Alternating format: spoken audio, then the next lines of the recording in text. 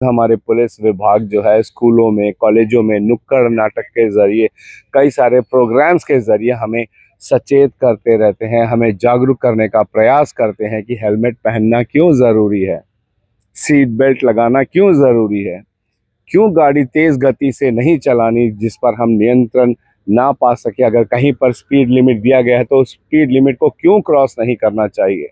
क्यों हम, अगर हमारी मानसिक स्थिति खराब है या शारीरिक स्थिति ठीक नहीं है तो हमें गाड़ियां नहीं चलानी चाहिए, अपनी गाड़ियों के पेपर्स को क्यों अपडेट रखना चाहिए। इन सारी बातों से हमें जागरूक कराती है हमारी ट्रैफिक विभाग, मगर हम उनको पूरी तरीके से नज़रअंदाज करते हैं। हम अपने ऐंठ में रहते हैं कि कुछ नहीं होगा, जो होगा देखा जाएगा। तो फिर देखिए क्या होता है, एक के बाद एक देखा जाए तो एक तमाशा सा बनता जा रहा है हमारे अंडमान निकोबार में। इतने सारे एक्सीडेंट केसेस, मुझे तो यूं डर लगता है कि इस वक्त जब मैं इन दो सड़क दुर्घटनाओं की अपडेट आप लोगों को दे रहा हूं, कहीं ना कहीं हमारे अंडमान में कोई सड़क दुर्घटना हो रही है। यूं दिल में आता है, यकीन मानिए शायद आपको भी आता होगा।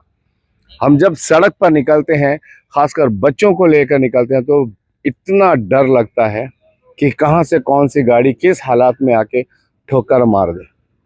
क्या इस डर से हमने जीना है अंडमान निकोबार में। हम मानते हैं कि हमारी सड़कें उतनी उच्च स्तर की नहीं है, ना ही हमारी सड़कें उतनी चौड़ी है, तो फिर हमारा कर्तव्य क्या बनता है। हमारा कर्तव्य बनता है कि उसी में हम एडजस्ट करें और अपने आप को सुरक्षित रखते हुए, दूसरों की सुरक्षा का ध्यान रखते हुए हम गाड़ियां चलाएं।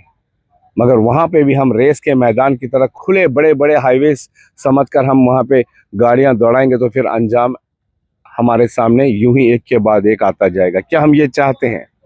क्या आप ये चाहते हो?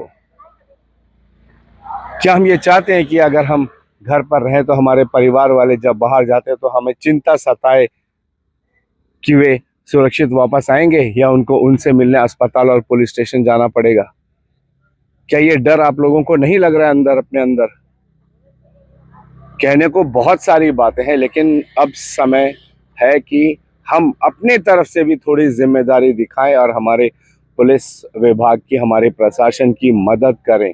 वे जो चाहते हैं, क्योंकि वे जो चाह रहे हैं उसमें वे हमसे पैसे नहीं मांग रहे हैं, वे हमसे ज़मीन जायदाद कुछ नहीं मांग रहे, वे हमारी सुरक्षा चाह रहे हैं, वे समाज में एक अच्छा माहौल चाह रहे हैं। तो इसमें क्या बुराई है, आप बताइए।